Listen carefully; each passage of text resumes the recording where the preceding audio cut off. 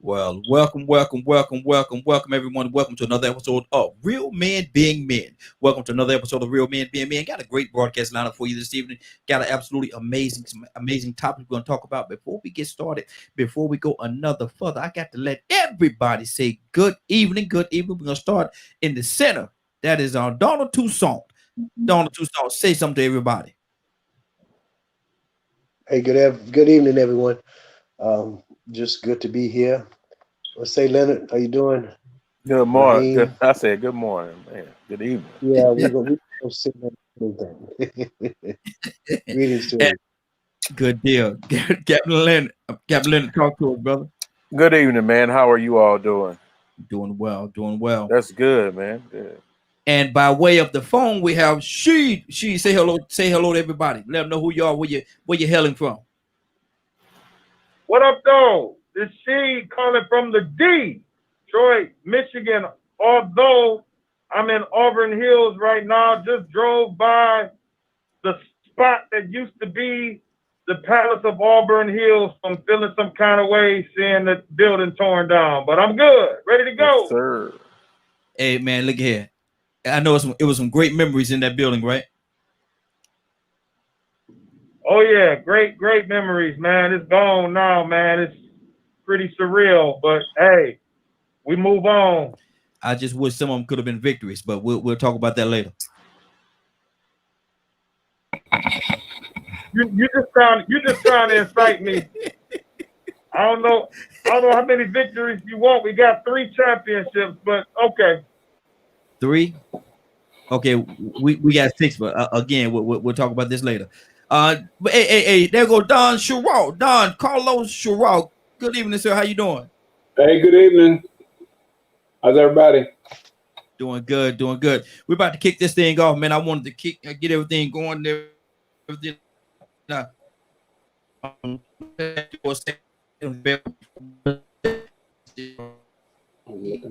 And we have Carlos. Okay, good deal. Leonard, we're gonna start this thing off with you. And I want to ask you this question, and it may seem a little crazy question from the initial, but I think once we get into it, I think we'll roll right with it. But where can I go to get a PhD in being a black man? Well, I don't think no one has one. There you go. I don't think you ever get one. You just live. You Mhm. know, I tell people a lot of times that's one of the easiest things for me. Come on. I've never had a problem being black. I mean, at all. Matter of fact, it's not the first thing I think about. But to get a PhD. What are you laughing at? You own it, bro. What do you, I mean, I'm I don't want to be belligerent too early, but but I can honestly tell you, I would have to defer to my elders and see how they felt, because like I've mentioned several times before, I don't have a problem being black at all, not 1 minute, not ever do. I may have thought about, hold on a minute. That's about all I care about being white. Wow. That's good. I mean, I love the skin that I'm in. I was born this way. It reflects what my mother and father look like, and their mother and father look like. And I've never had a problem with it. Good deal.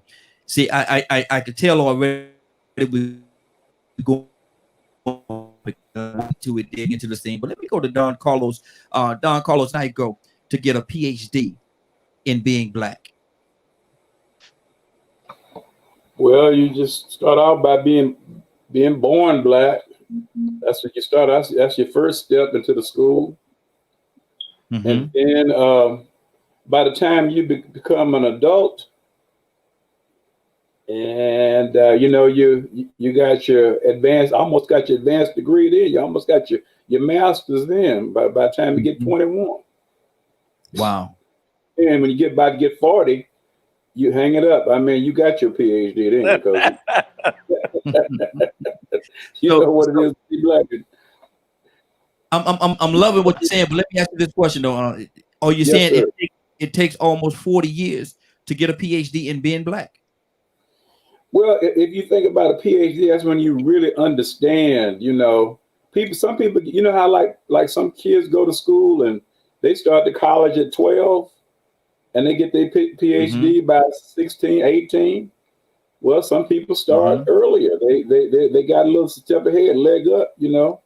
So it depends on where you come from, what experience you had, because a lot of it had to do with experience in your life, things you have to suffer, you know, and experience.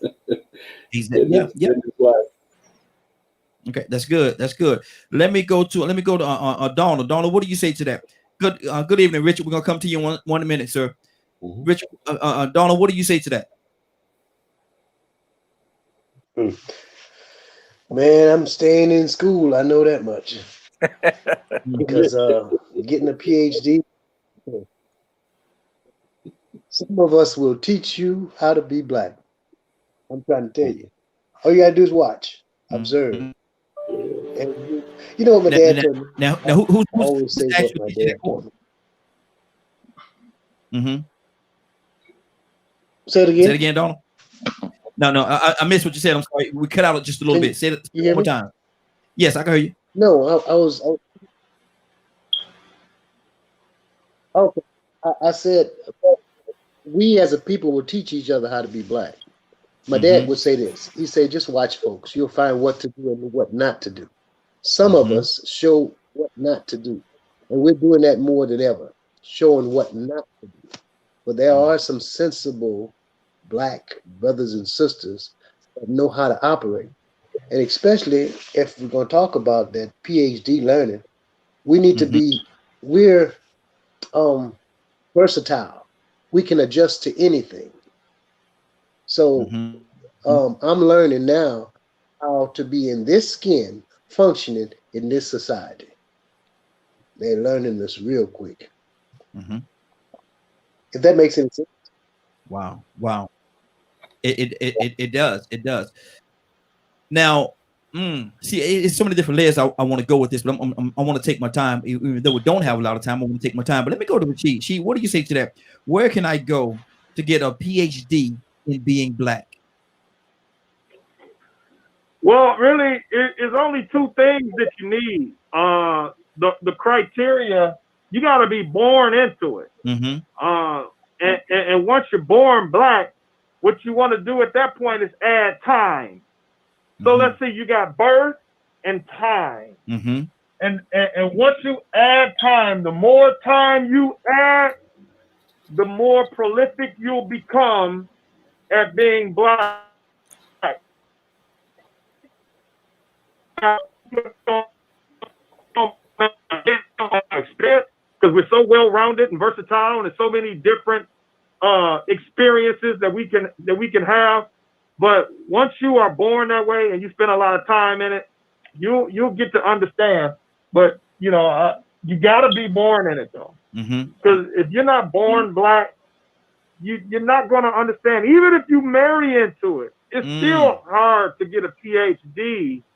Even if you have friends that are black, it's going to be quite difficult to get a PhD.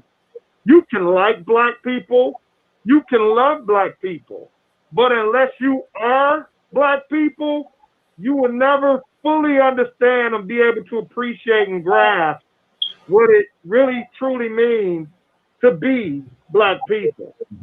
Okay, that's good. That's good. Richard, good evening.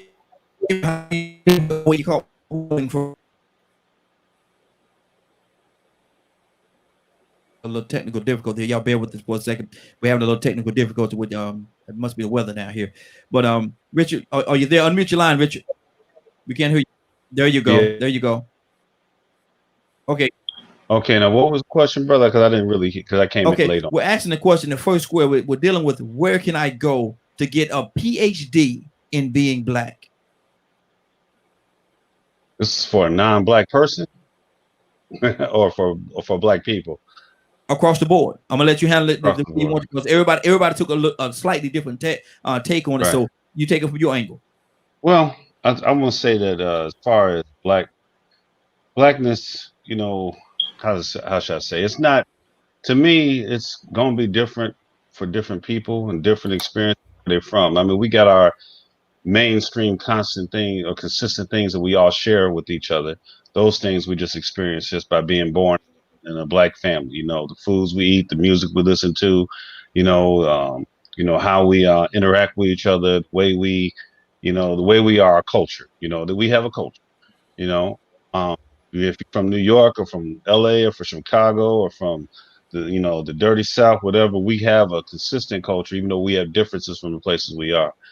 Other than that, as far as getting a PhD in blackness, like I said, I guess that's only for the elders, man, that don't been through a lot. Only the elders can pull that one. I would say that I'm in the entering the master program at 50. All right. But the elders are the ones that can tell you what it really is. We might think we know, we always end up finding something different. So, I'm just going to say, I just fall back and listen to the elders. There's some things they know that I just don't, some experiences they have that I would not have or haven't had, because the world has changed a lot. And, I think with us, it's just a matter of the elders and learning from them and carrying forward the things that they deposit in us, man. I think that's how you get your PhD in blackness. Wow. Carlos, what do you say to that, man? What are some of the pitfalls one could fall into while trying to obtain this PhD? Carlos? Well, when Brother Graves was talking right there, I just remember this little cartoon I saw, and the cartoon said the teacher was in the class, and there's a lot of kids in the class, and there was a black kid in there, several black kids, and she was asking everybody what they want to be when they grow up. And I think you already know the answer. He said, "I want to be alive." Now, when a kid, let's just say 9 or 10, can say something like that, he already is deep into that school, because part of being black is is bearing a lot of these psychological burdens that we've had to bear all these years, just like, and that child is already, saying something like that tells you something right there.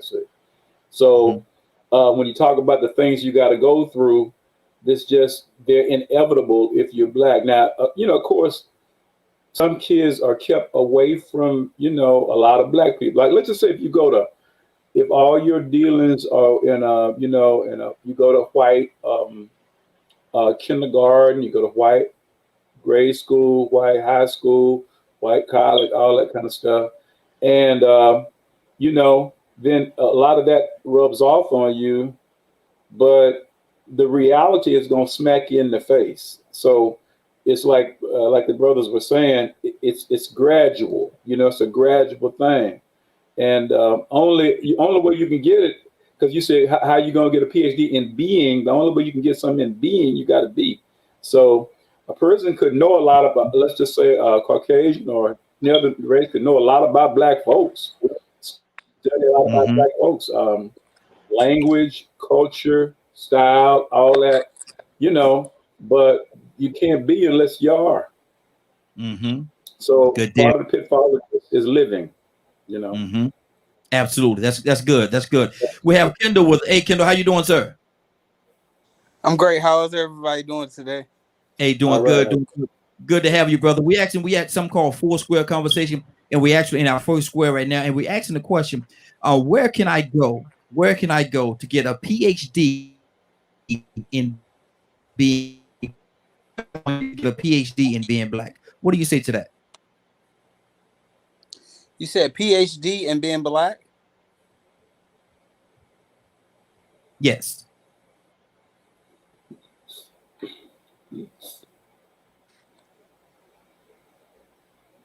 Yeah, Kendall, you there? Okay, we lost Kendall. Let me go back. I hope we ain't scared that brother off. Let me go back to Leonard. Leonard, what do you say? What's on your heart? I think with the question that you asked, it is more so about culture. I believe that you're trying to get at. It's so funny. This weekend, my niece goes to a HBCU, and it was great. Blah blah blah. She's went there. Now she's come back to visit, and she has realized it's not her environment. Wow. Because one, this was her first year, her first time out. She's very young, and she was shocked.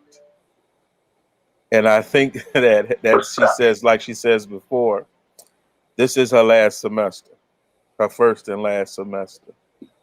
Wow. And because I believe she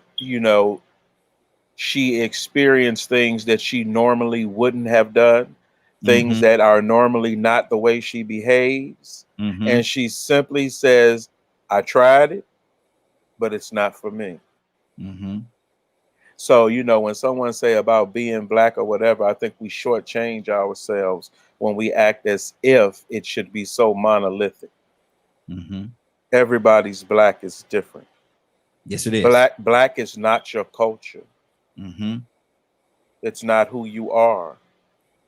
It's the color of your skin.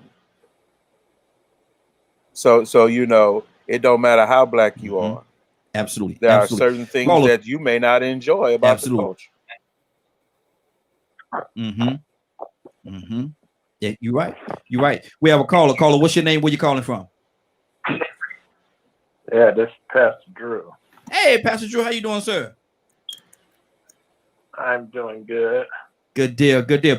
Well, we got 4 square conversation. Our first square is a little different tonight, and we're asking the question: where can I go? Where can I go to get a PhD in being Black? Where can I go to get a PhD in being Black? What do you say to that, Apostle?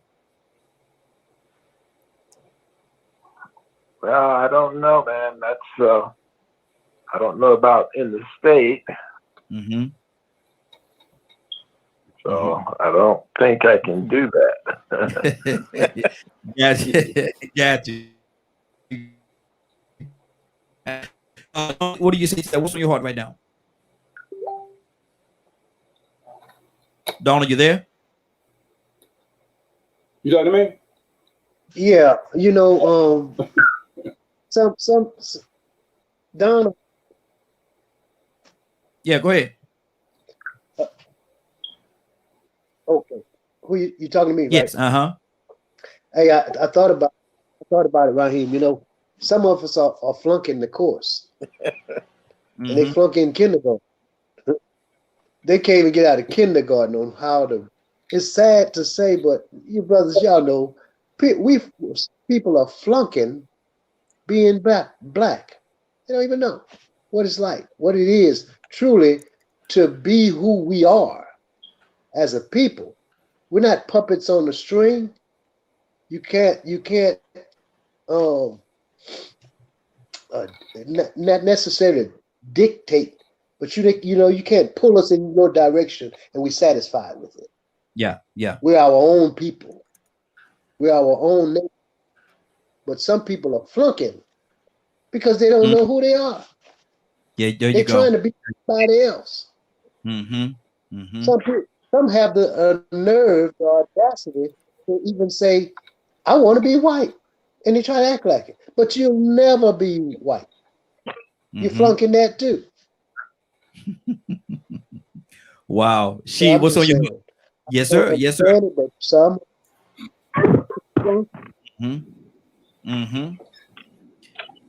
What's on your heart, brother? What's on my heart is that there's a lot of hesitation, and I don't know if it's my phone or if it's I don't know what's going on with it. Yeah, it's something with the system tonight, man. Something with the system is actually it's a little choppy. So hopefully we'll be able to fight our way and work through that. Yeah, it is something with the system. Okay, that's what I'm trying to adjust things and wondering if it's me. That's what was on my heart. Lift your left leg and pull it on your right ear. But I got a question. How do you flunk being black? Toussaint had just made that comment, that question, and I was thinking about that, like, because the way I look at it, if you're black, if you're born black, it's impossible to flunk being black. Because that's who you are. You're gonna be who you are. And I know it's a lot of people who don't know their true identity. They don't know their purpose. They don't know who they are. But regardless of whether you know who you are, you're gonna be who you are. You know what I'm saying? Well, it's always gonna come out. Yeah, but see, one of the things the essence of who you are. Yeah, absolutely. But one of the things, and I actually just turned over to the chat, and I saw some of the things they was putting in the chat, because sometimes I don't even look at the chat at all, and they got a lot of things going on in this chat room right here, man. It's quite interesting. It's quite interesting. Richard, what's on your heart? Well, I'm gonna see. I hear what the brother's saying, but there are some people. Like I told you, I think we got a baseline culture who we are. There's when I leave Chicago, when I was stationed in California, I'll go to Long Beach, hang out with the brothers there. They were a little different way they move, but when they threw them barbecues and they was playing dominoes and I'm playing spades and we learning, we all have a good time. We kind of connect on that level. Every place I've been in the country, where black people, you kind of can meet people on level. You're gonna be able to relate somehow. But then the ones that's flunking, they either don't relate or don't want to. All right.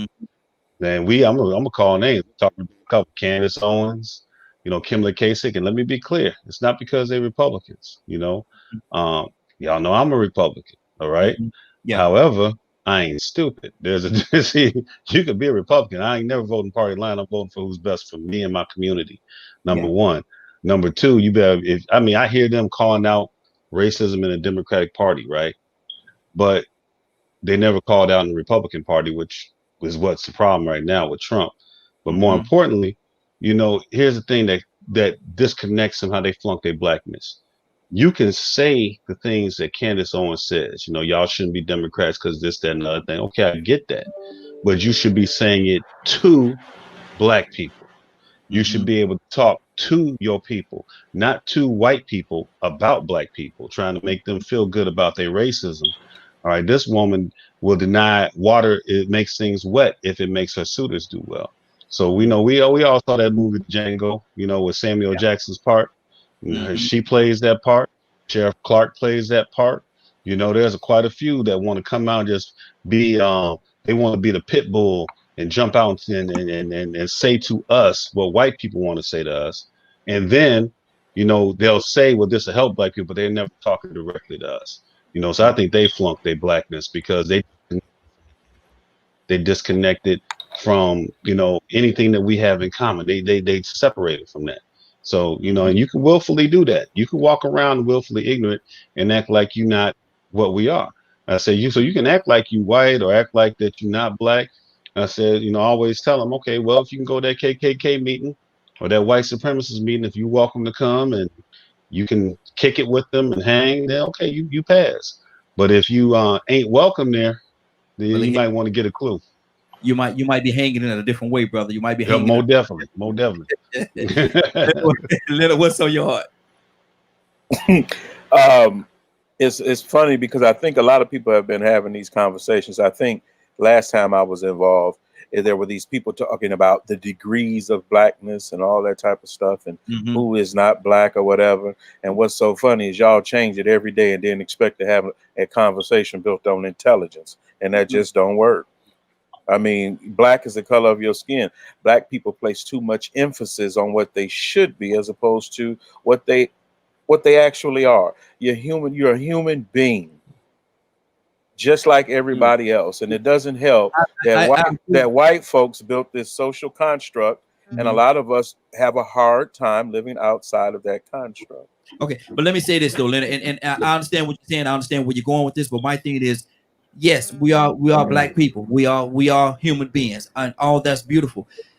But if we could get to a place across the board where we all looked at each other as being just that human being and treated each other accordingly, and interacted and reacted and interacted with each other accordingly, I think it will be a much better place.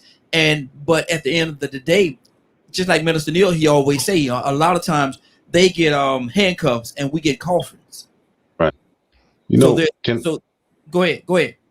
Let me interject, man. I hear what the brother's saying. We know that race itself is a social construct. It's not a reality. It's a social reality. Genetically, we come from many different people groups. I did my DNA thing. I got people that are Hausa Fulani. I got people that are Zulu. Those are different groups of people.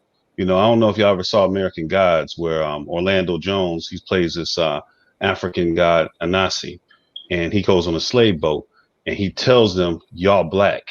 And he said, oh, y'all don't know y'all black. Y'all just think y'all people. But see, y'all black, when they decided they was white, the people, the slave traders, that's when you became black. And that's when he started talking about the things that come from us. Now, the Africans, when you look at Roots and that part that Louis Gossett Jr. was talking about, he was talking about those of us born here that didn't know Africa. He said they don't know who they are. They're different people. And with that, I know y'all know the group of Tribe Called Quest, Q-Tip and Phife now. Mm-hmm. That's why they're called a Tribe Called Quest. That's us, because we all come from all these different people groups, and we've been made to be a people group here. So the social reality is, it's a construct. We know it's a construct, but it's a social reality we live in. We don't really control the mechanism of society to make that go away. So we have to interact with all the different places we come from in Africa. We here now. So what we got in this particular situation. So, like I said, most of us get it. We know who we are, but you got those that just want to separate from that because they don't want to be identified with that blackness. They want to be able to not be that. So I mean, I say let them. People who don't want to be black, they can take. Like when what's his name, Dave Chappelle did the race trade. Hey, they can take Stacey Dash. They can take Candace Owens. Because it is a social club. So if we in it together, we here until society evolves when it doesn't matter. We can't make it not matter right now because it matters a lot in how we're treated and how we're dealt with. So, as to quote the great G Money, it's all we got. CMB, it's all we got. We got each other. That's all we got. We about brother. Apostle Joe, are you there? Apostle Joe, are you there? Okay, we might. I think he's actually trying to come in on the video feed. So we'll get with you in just 1 second, Apostle. Let me go. Donna, you there? Tucson. Yeah, me. Unmute your line, Donna. If I can,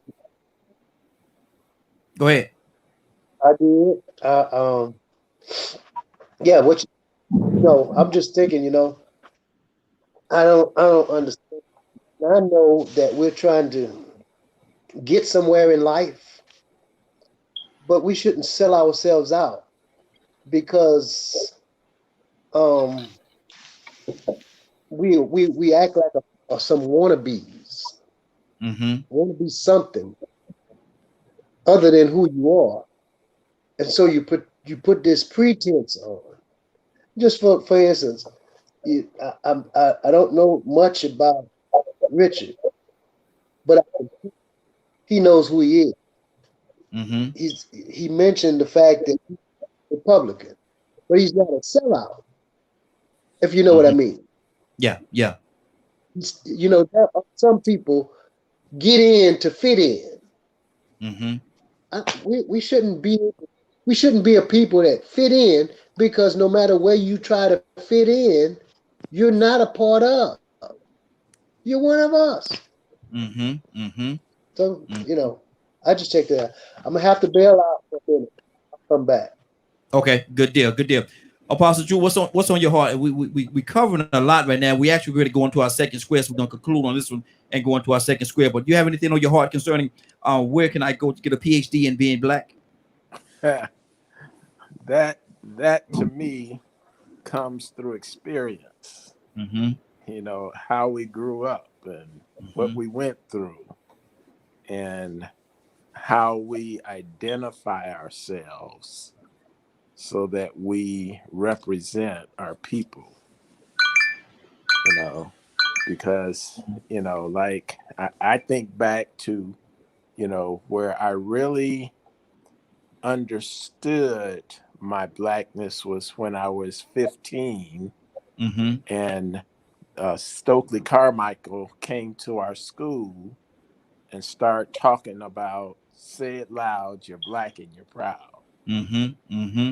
And so that's when I started to identify with being black, even though when I grew up, I knew I was black, but it wasn't a black man's world. It was a white man's world. They owned all the stores and things, and you just existed in it.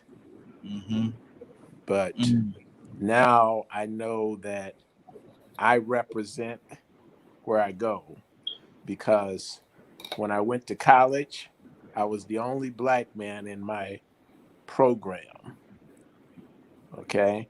And when I went to a consulting firm, I was the only black man in the consulting firm. And when I went through all of that, I started to understand that not many made it to that point. So I had to represent. Yes. How much of a responsibility did that place on you? Well, it places a lot, because everybody's judging your performance against the whole race. And if you mess up, they say, well, those black people. But if you do good, then they don't say, well, all of them are good. They say, well, we got a good one. Wow. So it's a double standard. You know, if you're good, they let you in, but they watch you. If you're not good and you mess up, then they want to blame the whole race and never hire another one. Wow. Man, we can actually stay on this right here for the whole show, really. But I want to go to the next square, and Don, I'm coming to you with the next square. I'm gonna start it off with you, and I'm asking you this question. And actually, it really piggybacks off a lot of what Apostle just said. But are we all racist to some degree? Don, like you, yeah, there you go. Are all races, or all black people are racist? No, are all people, black, white, orange, polka dot stripe. Are we all racist to some degree? Oh, racist. Are we racist? Yes. Oh, I see what you're saying. Well, you know, I don't. I can't go to the authority of who is the best authority on the definition of racism. But when I think of racism, I think of prejudice with power.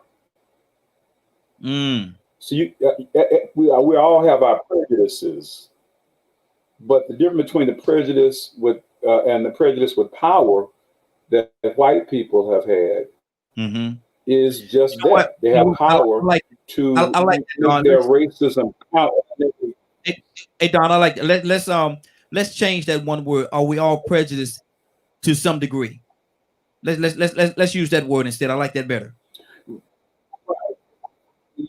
Yeah. Oh yeah. And really, if I could just kind of touch a little bit on what we just got to be talking about, because it was really good. It's the same kind of thing. Is that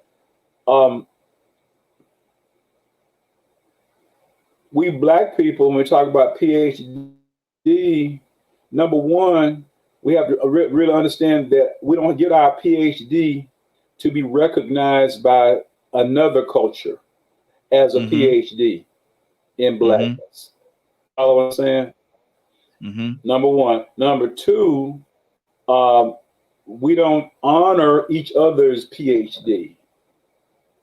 In other words, you see, because it's all about somebody saying being human and our own experiences in our lives. You know, there are certain things that I've undergone in my life that other people haven't undergone. There are a lot of things that other people have undergone that I haven't undergone. You know, in our lives are so different.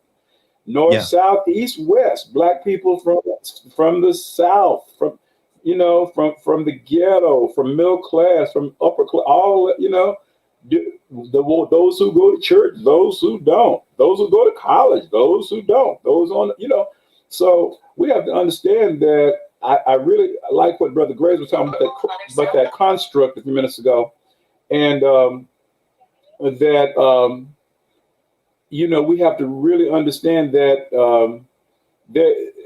all of us are. It's not a monolithic thing, as Glenn was saying. It's not a monolithic thing. We're all different. We're people. I think I'm kind of going back to that, and I think. Hold on 1 second. My mother's trying to call me. Okay. So I get it. So that's how I look at it. So yeah, I think we all have different prejudices. That's look at the different tribes. Look at turf wars. Yeah, exactly. Let me go right now. We'll go to Richard. Richard, are we all prejudiced in some kind of a way? Well, I'm gonna say to your first question, I'm going to answer both of them. The first question, because I've had this discussion with some people about as far as racist. I do think anybody can be a racist, even Black people, because racism itself is to believe one is superior or inferior to someone else simply because of their skin color. That's racism, period. I think that when we say that we cannot be racist because we tie a power dynamic to it, it really messes up the conversation when you're trying to explain what systemic and institutional racism is. Systemic and institutional racism, that's a whole different thing. And I always say I don't have conversations with white people about racism, general racism, because I always say racism in general hasn't been this country's problem. This country's problem has been systemic and institutional white supremacy, which was instituted at the beginning of the founding of this nation. That white males own property were superior to everybody else, which later became white males in general. But Black people were always considered inferior. So that is, and the systems and institutions that America functions on were built in that environment. Our finance system, our criminal justice system, our education system, our business system, all the systems and institutions that were formed at that time, the beginning of our nation, were formed in the world that had a presupposition of white supremacy, not racism. White supremacy. We have to be real clear. It's white supremacy over Blackness.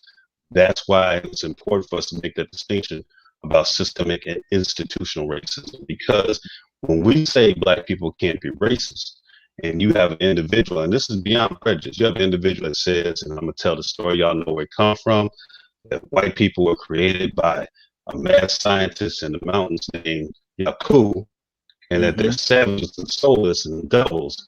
That's racism. That ain't prejudice. That's a very different thing. So some white person knows that story or experienced that. I did an interview with white supremacists last week, a former white supremacist. He became a white supremacist because he went to prison in New Jersey. In prison, you got to pick sides, right? Now, white boys fall back if they want to with the Christians and whatnot. But at the same time, he got the Black Hebrew Israelites, the 5%ers, the next Islam, all these other groups telling him, you are inferior, we are gods, you are a devil, you don't have a soul, we have them, you don't have morality, that's racism. So when a person experiences that, you can't come to that person and say, well, Black people can't be racist when they've experienced racism. But what I can say, the power dynamic is there's no such thing as systemic and institutional Black supremacy. That don't exist. We don't run nothing. But as far as the systems and institutions of this country that's why I'm always specific when I'm talking to them about race, that there is systemic and institutional racism is the problem in this country, not racism. Racism is a general term. It doesn't apply. Okay. We got to respect, like the Jewish people, when they talk about anti-Semitism, they own that. We need to own systemic and institutional white supremacy as being a foundational supplication regarding this nation. It is foundational, and it permeates through everything. That every system and institution that was formed within that worldview still functions with that presupposition. That's why we have problems with the criminal justice system. That's why we have problems in the banking system. Still, you got banks still getting sued for giving Black people, so it's targeting Black people with bad loans they know they shouldn't be doing. This is still happening in this 2020 because the banking system was founded with the presupposition of white supremacy. Some of the largest banks in this country were founded by holding slaves as collateral, insurance companies that built their wealth off of slavery, off the idea of whites being superior. Because remember, It wasn't that we just don't like you because you black. No, I am superior to you. That's the thing there. Hold on right there, Rich. I want to pull some more people into the conversation. Let me go to She. She, what do you say to that? Are we all prejudiced to some degree? I think so. And I want to add something to, well, not add to, but a question that I have about what Richard just stated, because as I listen to him, it sounds to me, based upon the definitions that he just explained, that white supremacy is a form of racism. So I can see the connection. You can't get away from racism and white supremacy, because white supremacy is saying that whites are superior. Mm-hmm. Well, that's what racism says, that one race is superior over another. So it is racism when you're a white supremacist. Now, what I want to say about prejudice is prejudice really comes from the term prejudge. When you preach something, that's what prejudice is. Yes. And it's so easy to do. It's so easy to do. We see babies prejudge. I mean, we prejudge from as early as you can remember. I've seen videos where little kids, little infants, look at something and based upon the way it looks, they make a determination. Mm-hmm. They conclude a thing, and that's the whole basis. That's the foundation of prejudice, is when you judge something prematurely. You judge something like judging a book by its cover, and if we're not careful, we can very easily fall victim to that. So that's something that we have to always consciously avoid, or consciously not do. Mm-hmm. And sometimes we have to catch ourselves and correct ourselves when we do it. But yeah, we all have a lean towards that. If we're not careful, I think we all can flow in that. Mm-hmm. And probably, I'm quite sure we all have flowed in that, being prejudiced or prejudging another. Exactly. Apostle, what do you say to that? Are we all prejudiced to some degree? Hold on for a second. We can't hear you. Hold on. There you go. Had to unmute. Unmute yourself. You have to unmute it on your end. You got to turn your mic on. We can't hear you. Hold on. There you go. You know, when I think of that, I first think of myself, and I like to think, and I try to act like I love everybody, regardless of who they are, until they cross me. Mm-hmm. I first, because I'm a pastor and an apostle, I have to give them the benefit of the doubt and extend love. But when you cross me, then you see that my other side comes out. Mm-hmm. So I try to act in love. I don't hate anybody. I may prejudge some people when I see them, you know, just from some stereotypes that I've seen. And so I don't extend full love. I just watch them because I know how this person might be.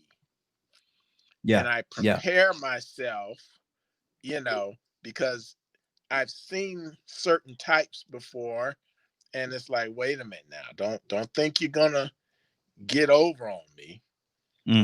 You know, and I'm quick to correct it. So I guess what I'm saying is, yeah, I do some prejudging because I have to do that to protect myself. Wow. That's good. Leonard, what's on your heart? Are we all prejudiced to some degree? Got another caller. We're coming to you in just 1 second. Leonard, can't hear you, brother. There you go. Now you hear me now. Gotcha. Okay. Prejudice is not always a bad thing. I think, like the pastor was just saying, you know, really prejudice is about when you don't have the information and you make a decision about someone. Can it be based? Could it be based on a certain part? When you say not having the information, I don't want to overstep what you're saying, but can it be dealt with with a little bit of ignorance because you don't have the information? Usually that's what it is. It's because you don't have, when you don't have the information for what you're using the judgment for, you know, you could be wrong. Because, like, say, for instance, people say don't judge a book by its cover and that type of thing. Well, but if sometimes, guess what? You may be correct. You may be correct. So, you know, we have you know, we words are so, they pick up this connotation of being negative and things of that nature, when really, if they're not within context, is the issue. Prejudice is if we, you know, all white folks stink. No, they don't. But you may have someone that says that who's never been around white people, or they may have just heard someone say that. You know, you have some people who have certain experiences, and those experiences, that's what they brought from the experience. How many times have you looked at someone and said, you know what? I'm gonna say this to you because I think it was Curtis that said it when he went to basic training. He went to I think it may have been Utah. You heard him when he said Utah someone, and they had never really experienced black people before. And a lot of people were and they say, you know, when they finally got and got around black people, they had to learn everything because in their mind they had never experienced them, and so it was something totally different. I'm sure they had some preconceived notions when they first saw this black person, and you know, we do that. But there were black people who had the preconceived notions as well about other people, and that's one thing that you have to, when you're teaching people about race, specifically black folks. Black folks think they know everything about race. No, you don't. You know about being a victim is what you know. If you've never gotten into it and actually researchers like Brother Graves and things like that, or if you don't have the experiences of Brother Sherrod because he's older, you have Pastor Drew is telling you from his point of view and his vocation and what he does. Racism is just that. It's just not what you feel. That's not racism. Prejudice is, like I said before, is, you know, you're making a value judgment about something or somebody without all of the evidence. There may be some clues there that help you along the way, but if you put things into context, if race automatically makes you think black, you need to go learn about racism. Come on, good deal. We got a caller. What's your name? Where you calling from? Rico calling from Anderson. How's everybody doing? Rico, what's going on? What's going on with you, guy? Great show tonight too, man. Great show tonight. I want to ask you this. We're talking about we're not second square, and we asking, are we all prejudiced? Black, white, Puerto Rican, orange, stripe, whatever it is. Are we all prejudiced to some degree? What do you say to that, Rico? Yes, every human on this planet is prejudiced. Every animal on this planet is prejudiced. And I'm gonna go back with what Leonard said, and I take it to a different direction. But like he said, every time you hear the word prejudice, it doesn't mean that it's something negative. Sometimes we'll take a word and associate it with the worst thing you can associate it with. But if I prefer Bluebell ice cream over Breyers, I'm prejudiced toward Breyers. Because I prefer Bluebell. If I like a certain pizza restaurant, if I like a certain skin tone of sister. At one point in time, I preferred light-skinned women. And I had a white guy tell me I was prejudiced.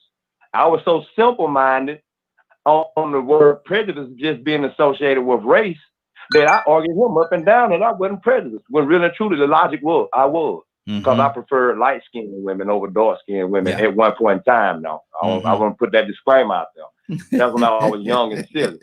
But you know, that every animal has a preference. So sometimes when you hear the word prejudice, it may be a good thing. You know, I may prefer to be around people that don't like to break the law. that don't like to risk getting in trouble. So, you know, it wouldn't be bad for me to be prejudiced then.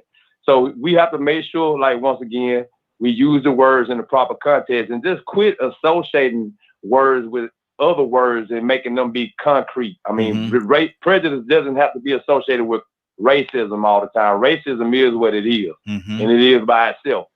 But prejudice is a whole different plethora of things. But if we take it and just associate it and latch it on to racism, then, you know, sometimes we might get ridiculed in our thought process because we just went in one track, got narrow-minded with the thought process of it. Now, I see Apostle. It's like he jumping up like he got something to say over there. Apostle, what's on your heart? Unmute for me. There you go. No, I really, you know, was just hearing what the brother was saying, you know, because, you know, I don't usually think in terms being in the gospel. I don't deal with those terms a lot until they arise, you know, but I definitely try to help our people. You know, if I have an opportunity, I'm going to try to help our people first. Yes, sir. Yes, sir. Now, because some people look at that as being a way of separating when you say that I want to help my people first. Because some people will say, well, you know, or if a white guy come up to you and you say, well, you know, you're both of y'all boss on the job. Both of y'all boss, y'all equal with each other on the job. There's a position that come available, advancement. And you say, well, I want to give it to Jimmy. And then he said, I want to get, you know, I think Paul should get it. Jimmy just happened to be a black guy and Paul just happened to be a white guy. Could the owner of the company come in and say, well, y'all are actually dividing, y'all are being racist toward that other individual? Or prejudice, if you will? You know, usually you know who the best is. You know, in the workplace, you know who meets the requirements. And I've never been in that situation, even though I was in management. I would judge based on the merits and what I was looking for. And I didn't care if it was a black person or a white person, but I'm saying if I have an opportunity to go expend some dollars to help some youth or something, I'm going to our people. Yes, come on. Because I was there and some people reached down and helped me. Yes. And so I'm willing to do the same. Yeah, absolutely. Absolutely. Richard, what's on your heart, brother? No, I was hearing what the brother was saying, and I just looked up the scripture, Galatians 6:10. And it says, as we have therefore opportunity, let us do good unto all men, especially unto them who are the household of faith. That's saying right there, we're supposed to do good to everybody, but we're really supposed to do extra, especially for those of us who share faith. I think it's the same thing with us in our social group of blackness. You know, yeah, we're going to do good to everybody, but I think we tend to not, you know, especially ourselves these days, you know. I've seen many workplaces where, you know, you got, you know, other groups of people will look out for their group, be it Latinos, be it Asians, be it whites.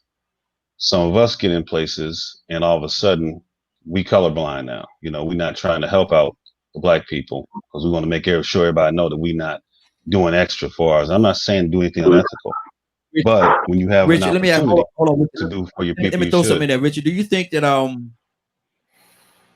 last president, President Obama, found himself in that situation where, you know, he couldn't do as much as he wanted to do, or they would not allow him to do as much as he wanted to do for that very reason? Well, I think Obama moved a certain way, and that's one of the things I found out. A lot of people say what he didn't do for black people because he didn't label stuff for black people. And I don't think they really know what he did. You got guys that I talk to from the profession I'm in, black men, they're coming out of federal prison, coming out. He created programs for these brothers to go get trucking licenses, to get loans and start businesses. And he knew that if I start this program, it's going to disproportionately be blacks that receive this. But blacks, well, and I'm not going to vent, but I get tired of these different, this movement, that movement. You got certain reparations movement. They're not happy unless you put black on the label. Sometimes they don't know how we got to move. Real talk. If I'm a supervisor and I got black employees, I can't move in outward favoritism to them. I can look out for them, but I got to do it in a certain way. I can't just because they, like one of the brothers said earlier, when we get into a spot, we got extra eyes on us. Let's be real. Yeah. And the president of the United States, when Obama was president, there is no, if that man that came out with a black program, he would have been impeached. Yeah. Real talk. All right. They would have found a way to impeach him. So it was wise. He moved a certain way, moved in silence. What they say, real gangsters move in silence. I was listening to East Side of the Trade E today, so I'm see, there you go. See the gangster coming out. But yes, sir. No, go ahead. Yeah, go ahead, but brother. I mean, you can't move a certain way. As long, I think the president did a lot of things. I was just saying he did a lot of things for black people, and he just didn't label it black. And then you got people mad because he didn't label it the black program. It's for black people only. Like that's gonna fly in a country we 12% of. That wouldn't even roll. Exactly. But you got people holding on to that mentality. It don't work that way. We should understand the positions we're in leadership. Good deal. Leonard, what's on your heart? I know you got something on your heart behind that, brother. What's on your heart? Well, man, I was listening to Brother Graves because he pretty much says the same thing that I usually would say on those types of issues, having been in management and issues and things like that, and actually debating that what he just said about President Obama. I do public policy, specifically urban policy studies and public administration. And this is the thing. And I used to get so upset with people. I say, you know what? You so used to be calling a N-word. You don't recognize when somebody treats you like a man or like a human being. See, a lot of time my dog not going to come unless I call him. You understand? And I have to call him his name. Yeah. You so used to be calling nigga, you don't know nothing else. Wow. So just like that brother said, now one, you sit there, he ain't did nothing for black people. Do you own anything? You go to school? Do you eat every day? Are you getting government assistance? Are you looking for a business loan? Guess who those people are? You fool. You know what I'm saying? Sometimes you have to break it down to people just like that, because some people want to hang on to the negativity. They want to take it out of context and they want to misplace it for conversation's sake. When, like that brother just told you, if you go look at half the stuff Obama did, he didn't have time to be fooling around with you because you would have kept him from doing the work he had to do. Yeah. You would have tied him up in all types of foolishness about how you feel about yourself when his job is to administrate programs, policies, and procedures, work with Congress. First thing he picked that attorney general for a reason. First thing they went to work on was the disparity in sentencing related to crack and powder cocaine. Then he understood that if you were in prison, first of all, we need to go and get these nonviolent offenders out of here. We got brothers right here that could be productive. Let's rehabilitate them and get them back out into the public. We know they're going to need jobs, so we're going to have to put grants out there for them and work with business owners and things of that nature. Some of them going to have to be entrepreneurs. So we need an entrepreneur program that makes these types of things accessible. If the majority of African-American males that need these loans were formerly incarcerated, guess how I would write the bill for formerly incarcerated persons? What a lot of black people want is they want somebody to get a whooping and they want to be holding the belt and they want to punish people. They want programs that exclude white folks. And this is so negative with our people. Is that here it is, you're so against racism unless you're the one doing it. So you're just as nasty as them. And so you have to understand that it's one, you must have the equal access to all the opportunities and advantages that every other American has. You need to get used to be referred to as an American. Now, I know you want to be black, but guess what? I'm black all day, every day. That's the only thing I ain't got to try to be. But see, when I go to cash them chips, guess what? When I'm going to get them chips, I'm an American. When the program is for African-American males, I'm going that's who I am. Like we can't get it twisted with people are into this feeling mode where you need to respect me before I'm gay. Guess what? When he don't dress like no woman when he go get that loan. Because that ain't who the loan for. See, he going dressed up with the suit and the tie to get the loan. Now you can go and get dressed up and put your feathers or whatever you want to do on after that. But you have to understand, as Brother Crazy. Now, did you just say put the feathers on, man? Bro, I was saying because I seen a brother from New Orleans and he was doing this feather thing. And if you don't know, I just said that because it was a party. I was thinking about a party, a festival, and getting dressed. And look, sure you was. But you know, I always let my brothers and sisters know there is a difference, but don't make it a crutch. You know, you ain't gotta tell nobody you black when you walk in a room. Exactly. You don't have to make an announcement. Okay, preacher. Hold on, preacher. Now hey, let me go. We're going to get out of this square right here. Go to our next square. But what's on your heart right now, brother? This brother said putting feathers on your.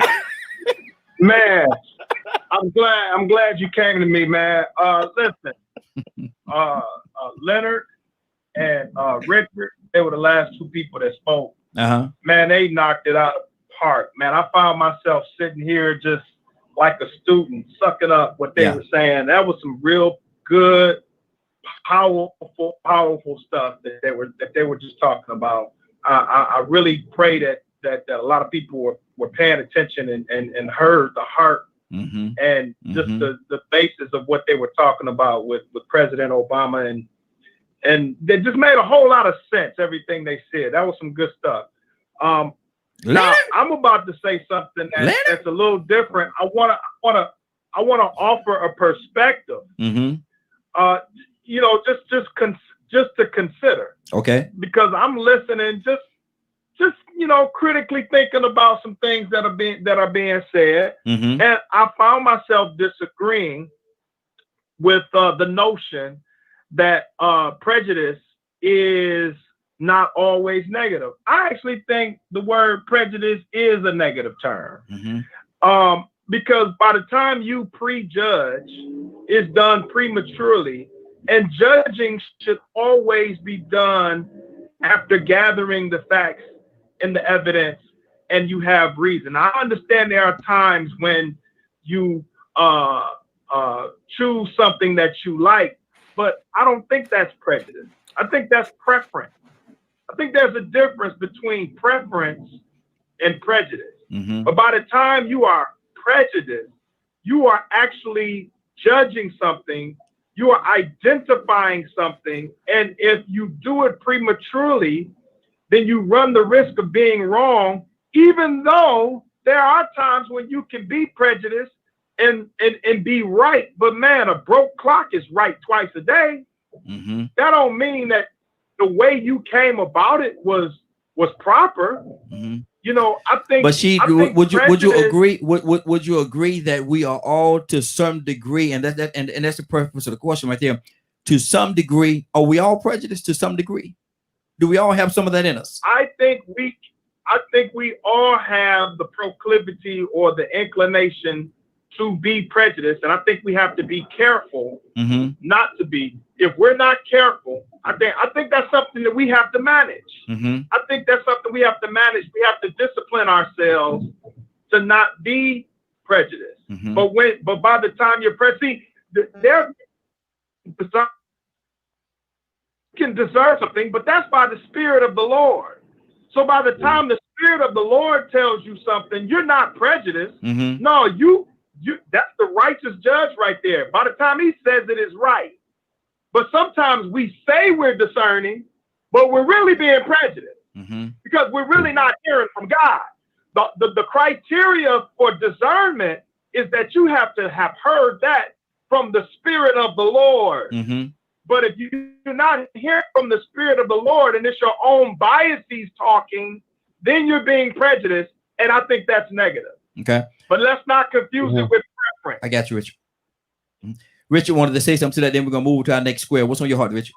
You know, I hear what the brother's saying, and I get what he's saying. You know, being prejudiced in a lot of cases is a negative. But even without operating in discernment, we do have to prejudge things as a matter of survival. And what I mean by that, let me give you an example. I'm walking down the street, right? They are having a Dukes of Hazzard convention at the end of the block.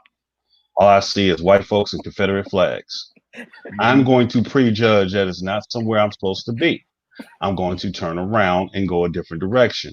Am I being prejudiced? Absolutely. They're having a Dukes of Hazzards convention. However, in that circumstance, risk reward, all right? What is the risk if I'm wrong in my prejudice? What is the reward if I'm right? You know what I'm saying? So we're prejudiced. We think about things like if you're a woman walking down the street, you see a guy coming to you, you know, she's doing the math, you know, maybe she's wrong. Maybe the guy is the sweetest pie, but you have to sometimes, it's a matter of survival. We see things and sometimes we have to make a prejudgment in order to make a course of action without having all the information. Sometimes we will be wrong, but there's no malice in that. That's just a matter of safety. You know, you're like, okay, what's going on here? You got to look at the situation, right? You're looking at the situation and you got to weigh the information that you have. And you don't have all the information and you could be wrong. And you might be wrong some of the times. You know, you can be wrong all the time, but you're not doing it as willful ignorance where you have an opportunity. See, willful ignorance is what makes prejudice bad. When you have the opportunity to get the information, but you choose not to, and you're going to stick on what you think, as opposed to getting information to make an accurate decision. Because sometimes you do have to prejudge in a whole lot of situations. You got to take whatever information you got to make a decision. It could be right, it could be wrong, but that's a matter of safety and survival in many cases.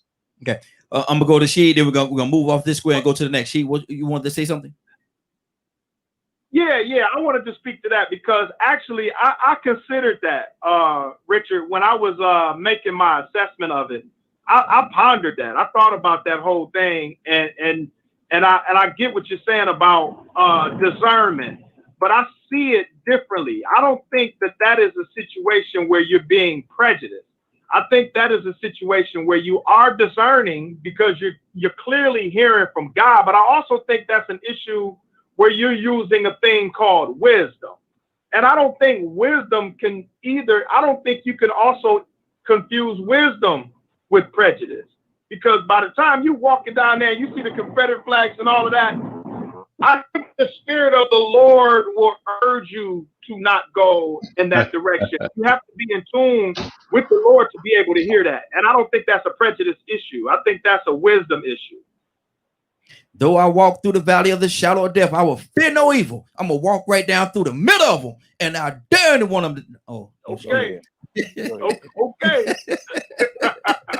But okay, let me see. We go.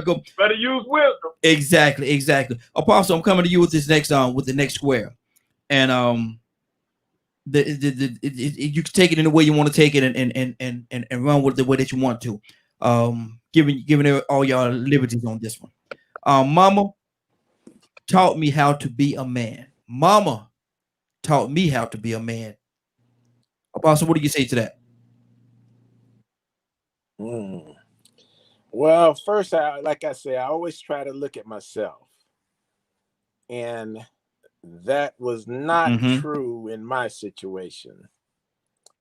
My father wasn't in the house. I grew up under my mother and my grandmother. But I learned how to be a man in the streets. So, you know, my mother taught me respect, you know, and treating people right, but I had to learn how to man up while I was in the streets. Okay. Good deal. Sheed, what do you say to that? Mama taught me how to be a man.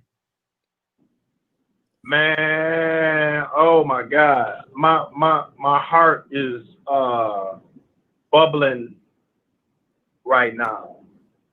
I'm going through something like right now that question right there. I'm gonna have to talk to you privately to help you to understand where I'm at with that right now. Because I'm going through some things with my son that I cannot get into. on these airwaves. Absolutely. But let me just say that's a dangerous statement. And we got to be very careful. And I'm thinking of example after example, including myself. When a lot of times when you come up under mama and you don't have, I'm not just talking about your own personal biological father, but I'm talking about having someone who is fulfilling that role, who is a man. Someone who is already a man, teaching you how to be a man. That's essential for every young man, whether it be your uncle, your stepdad, your big brother, somebody in your neighborhood, neighbor, coach, pastor, you name it. There has to be somebody other than mama that's instilling some things in you, that's teaching you how to be a man. Otherwise, you will be deficient in that area. Somewhere you're going to be skewed. Your manhood will be perverse in some way, form, or fashion, whether you're overly aggressive, whether you're spoiled, whether you're feminine, acting effeminate. It's going to be something that's deficient with your manhood if you don't learn how to be a man from a man. That's good. That's good. Rico, mama taught me how to be a man. And I'm giving everybody the liberty to go where you want to go with this particular square. So, Rico, what's on your heart?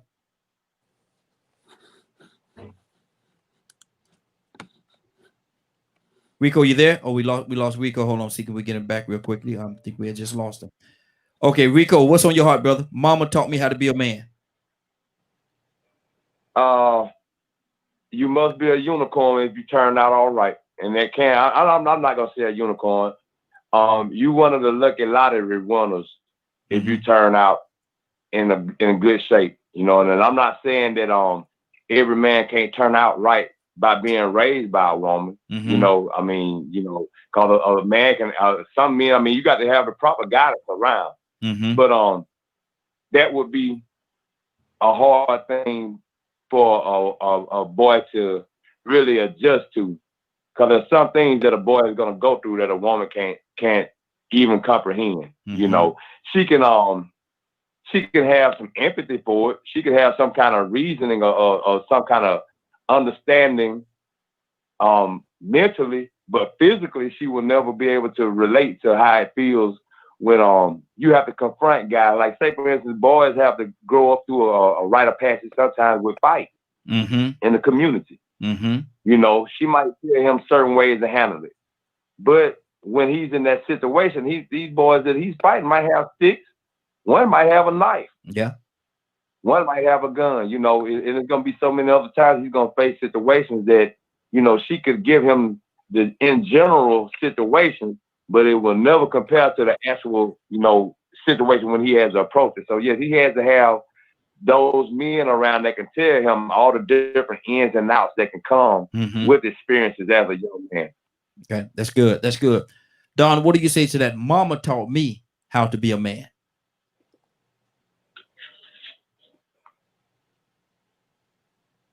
Don, you there? I think Don. I think Don had got that pose on the she. I think Don had got that pose on us. Don, you there? There you go. Unmuted. There you go. Good deal. Okay. Good deal. You hear me now? Yes, sir. Okay. I think somebody could say that if they're talking about those nurturing things, that a woman has, like she taught me how to respect a woman, or she taught me how to, be kind and all that kind of stuff. But I don't think that that's what happens. I think even if there's not a man in the house, the boy is going to be learning how to become a man either off the street or through somebody else. A lot of times, depending on the situation. The situations are different. But in order for a a boy to grow up and be a man, he needs a man some kind of way in his life. It could be a mentor, you know, in his life. Sometimes the man is at home, but he's not active. He's not. Am I hearing y'all say conversative? He doesn't talk.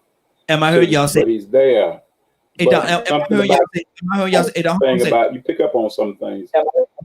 Hey Don, am I hearing y'all say? And y'all correct me if I'm wrong. Am I hearing y'all say that a woman can't teach a man, her little boy, have to be a man?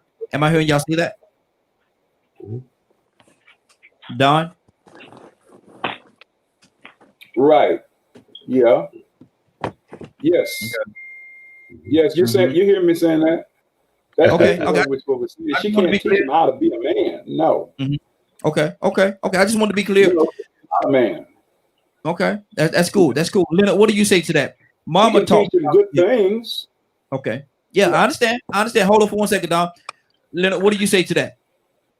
Personally, like I think it was Brother Richard that said, I'm not sure. I had a perfect balance. I had men in my life. My dad died when I was young. My dad died when I was 16. So by the time I was 16, I had already put away a lot of childish things.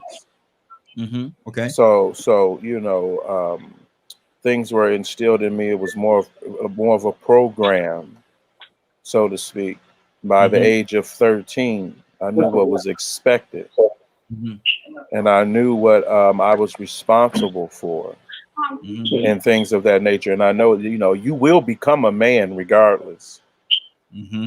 But you know, there are certain things that certain men have that others don't, and it's evident, especially when you've been mentored by another man, or by men of a certain fraternity, so to speak. Hold on 1 second. Somebody on the phone line got the background noise going on. Mute your line for me so we don't have the background noise. Somebody on the phone line, everybody mute your line for me. Go ahead, Leonard. Sorry about that. And one thing about my mother, because I was really a mother's boy. You know, I mean, I was always with my mother, but there was a perfect balance. And you know, I realized that I don't believe now that a lot of young men have that. But I did have that because of who my father was and what my family stood for. Okay. So you would be exposed to other men like your father. They would eat and drink like your father. Yeah. They would worship like your father. They would do everything, because this is the connection that our families would have with one another. And they would teach us certain things that we should know. Now, like my mother said, I ain't got to teach you wrong. You're going to learn that on your own. I ain't got to teach you that. I ain't got to teach you how to lay up with no woman or none of that. She ain't got to do all that. But my mother always looked out for women because she was a woman. Yeah. And she never, ever tried to be outside of being there talking about, I'm a father. No, she wasn't that. And she would, even when we got older, remember my brother would bring girlfriends or what, she looked out for the woman because she was a woman. That was her call. That was her station to advise women. She did not have the authority to advise men because she didn't know how to be a man. The only thing a woman can teach you about being a man is to be a man that she would want. Yeah. That's good. Okay. That's good. So we don't need to take it out of context, you know. Absolutely. That's good, man. Look here. This is good. But let me go. I'm gonna go to Richard. Richard, I'm gonna ask you this question. Switching it up just a little bit while keeping it the same. What is the difference, Richard, between an adult male and a man? Good question. One, I believe a woman can raise you to be an adult, to know what that is. A woman can raise you to be a decent human being. All right. But in making that distinction between an adult male and a man, an adult male, we have a lot of them. Unfortunately, I think that's one of the problems we have. Men that were raised primarily by women, who never had to deal with men telling them this or that. And now they're grown. Yeah, they functioning adults. They know how to be adults. They don't know how to be a man. They haven't even learned it yet. I think that a woman, and I know it's popular, you know, today's, you know, what we call politically correct world, that, you know, you got in our community is bad. Every Father's Day I see on Facebook, women wishing each other a happy Father's Day. No, that's just bitterness talking. You cannot teach, a woman cannot teach a man how to be a man, a boy how to be a man. That boy is going to learn how to be a man from whatever role model he can find. So if you're the type of woman you keep bringing the wrong type of men, you probably end up with that result. If I always encourage women, if that's what the Boys and Girls Club is about, so men can mentor boys. If you don't have a father, he died or he went to prison or whatever, be around, go to a church, find a men's group. If you're a Muslim, go to a mosque, find a men's group, because only men can teach you how to be a man. Some boys luck out, they get good male teachers. They go to the military, get a drill instructor. Somebody they're gonna emulate. Every boy is ultimately gonna want to emulate a man. So you got to put them role models around. They got to be there. Our society values that. Black women particularly bought into this idea that I can raise my son to be a man. No, you can't. You can raise him to be a good person. You can raise him to be an adult, but you can't raise him to be a man. You can raise an adult male, but you're not raising a man. And we have to understand that. It's very important. And real quick, where I work? I work at a prison. Right. This is when I noticed the problem. I work at Stateville. All right. Mac. Younger guys coming in, the older guys we talk to, they kind of understand stuff they meant. Younger guys coming in, that's when I realized how many of them being raised by women. If they say something slick and I raise my voice and you ain't got to yell at me, I'm like, what? What is that? Yeah. I would notice that they would like the female officers when I was a line officer. They like the female officers to talk to them. I thought it was because, they want to see women. No, they was used to women and telling them what to do. Me telling them what to do is aggressive and intimidating because they don't know how to deal with men. So it's a problem in the community, man. We need to work on it. Exactly. We need to get real about it. Absolutely, absolutely. Bishop, good evening, sir. How you doing? Man, I'm blessed, my brother. How y'all doing? Hey, doing good, doing good. We at Third Square is this. We're talking about Mama taught me how to be a man. What do you say to that? Well, I have to agree with the brother, man. My mama is my mama, but she can't teach me how to be a man because she's not one. She can teach me some of life's principles or teach me certain things about some things, but she can't teach me how to be a man. That becomes a natural thing for us. And like they said, you gravitate to someone that can be a more of a role model to you. Fortunately, I was raised with both mom and dad, but I had older brothers, and I looked at a lot of things that older brothers did. Those were the things I began to mimic. So, to answer the question upright, it's impossible for somebody to teach you how to be something they ain't that.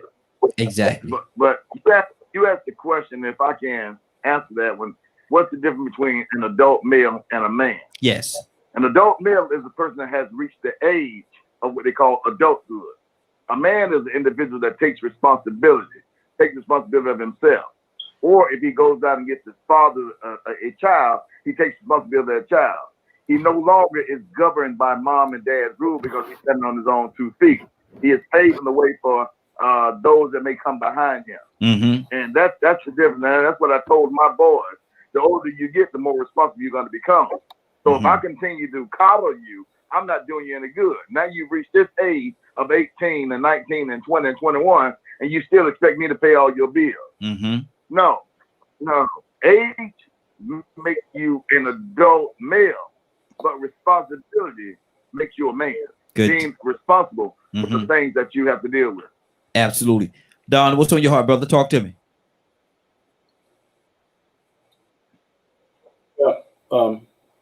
I agree with Bishop, but I was thinking based on what he said and also what we're saying, I really believe a woman could teach a child, a boy child, to be responsible. I think there are many that have done that. They've taught them as far as they could go. They've gone as far, but they couldn't teach them how to be a male. In fact, I think it takes a village of men to teach a boy child to be a man. So, I really do. Okay, I'll give you an example. Y'all know what you go through, huh? Y'all know what you go through when you go and get your car fixed at a mechanic's. How we used to do a long time ago. When you go to a mechanic, you used to have to kind of go in there and ease in there. You see what I'm saying? You got to come and talk around with the people a little bit, you know, and just kind of, you know, shoot the bull or just be quiet and ease on in that. I've seen it everywhere I've lived. You can't just go in there. Okay, look, I need my car fixed. I need a blah blah blah blah blah blah blah. You may get it fixed, but in other words, that's some of the swag, some of the things, the unwritten stuff that we have to go through as being men to know how to maneuver in a situation with men. So we pick up a lot of stuff in a community, in a village. You know, I remember when I was 9, I used to sing on a choir, a male chorus. I sang with a male chorus, and with my grandfather, you know. So I was around these men all the time. Okay. So that is a village right there. That's an example of a village, you know. And then guys just come over, listen to look at the game at night, look at the fight, stuff like that. And people have different, you know. It's not all the same. It's a one size fits all. But I think really we have to have that village involved in that. But that the masculinity of being a man, a woman can't do it. But there are some things that she can do. I know we're not trying to downplay that, but there are some very vital things that sometimes you can live in a house where there is a man who will not teach you responsibility. That's good. That's and good. Some of those more vital things. I don't think by the person that's a man that is going to teach responsibility. Good deal. Now I got to go and everybody, I got to tell y'all something. My baby girl is here. Miri, you here?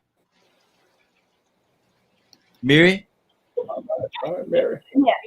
Hey, how you doing? She's back. She's back home, y'all. She's back home.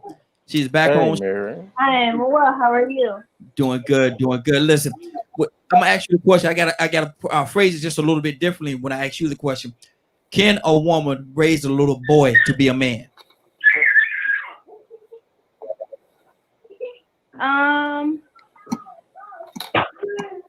I feel like you can raise a little boy. I think some of the things that he needs to learn to be a man, only a man can teach. Okay. That's good. And she ain't gonna give us no real long. Every now and then she'll give us a long answer, but most of the time she ain't gonna give us no long answer. What happened to she? She don't. I think with the law, we'll come back to him. But listen, we're gonna go to our fourth. Huh? Hey, right. Yes. I'm still on the phone. I'm just trying to get my mic to work. Oh, okay, for the computer. Okay, good deal. Somebody was about to say something. Who was that? I was gonna say she kept it nice and short because it's as plain and simple as that. Yeah, absolutely. Rico. Yeah. I'm gonna start this full square with you, brother. And I need to hear your heart on this. You ready? Go ahead. Why is sports so important to a man? Machismo. It's all about machismo. We have that is an outlet for male competitors, the alpha male competitors, but you don't lose your life in it. It's as close as you can come to, you know what I'm saying, inflicting physical, I don't want to say pain or damage, but just exerting physical energy amongst each other and then shake hands when you're done. You know, I guess it was a necessary evil, you know, to sort of let people get that adrenaline out, because men do have that energy that they have to release every now and then, you know. And if you didn't have sports to release that, you know, how bad would violence be? You know, if you didn't have a punching bag to go hit, or actual reason to get paid to fight, and have a referee separate y'all and end it logically and ethically, how bad would violence be in this world? There was a time when boxing was one of the main sports that we used to look at. Boxing. Now you got the MMA and all the other things that some people say are just too violent. What do you say to that, Rico? They are violent, but oh man, that's a hard one for me to go off of. I ain't gonna even lie, I love some MMA, man. I mean, I've been watching it since the first UFC, and that's that male aggression. It's that human nature. You know, it's undeniable. It's in us. I mean, most men will have that nature in them to want to be aggressive. Mm-hmm. And some women like to see it. They get mad at us if we're not aggressive. You know, they might want to whoop us if we don't whoop somebody in the mouth. So they like aggression too. So I mean, Lord, it's just the nature of man. I guess it's just really you're just making it to the point where you can at least make it civil and not have it just where it's like the wild, wild west. Got you. She, what do you say to that, man? Why is sports so important to a man? I think from the beginning, just the design of man, you know, God made us in his image and in his likeness, and we've always been susceptible to or leaning towards domination. We want to dominate. We're conquerors. That's what we are by nature. That's why we're so competitive. I'm thinking back on my childhood with my boys from back in the day, right? Everything we did was competitive, and I invite every brother on this panel. Just think back when you were a kid, and your friends in the neighborhood, and how you guys got down. I remember playing basketball, and after you finished playing basketball, the conversation, if you were really to pay attention, the conversation is about what sweet move you did on the court, how you dominated another person, how many times you win. We ran y'all all day. We were on the court the whole day. If you fight, I used to fight a lot. I remember the conversation after we would fight and how much damage I did personally, and it was always a comparison to somebody else. And, I mean, it's a constant competition, and I think it's because we want to dominate. Is it healthy? I think it can be. I think that can be. I remember looking at my children and seeing it absent and thinking something was wrong with the absence of that competitive nature, and want that thing to be instilled in my children, because man, I think that's one of the things that motivates you to be successful in life.